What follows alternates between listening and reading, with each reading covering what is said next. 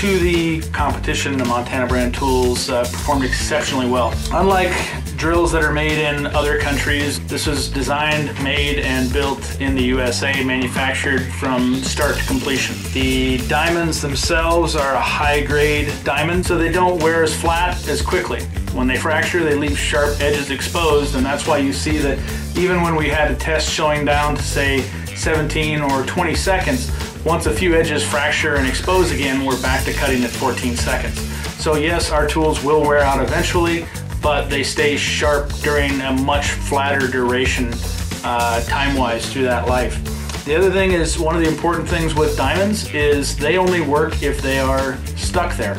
So the diamond that we attach here is attached via proprietary vacuum brazing process that we do in-house. The braze and the alloy we chose is specific to both adhering to diamonds and withstanding exceptionally high temperatures, meaning that once you take certain diamond-coated product up to an elevated temperature, which you can reach very quickly due to the friction on these plates, the glue that is bonding and holding all those diamonds in place just sloughs off. Ours has such an elevated melting temperature that it doesn't give up. It holds those diamonds, allows them to stay in place, fracture, expose new edges, and keep doing the job they're supposed to. So for those of you still watching, you'd have to ask yourself why you would choose anything else other than Montana brand. Thanks for watching. If you stayed with us this long, we appreciate it.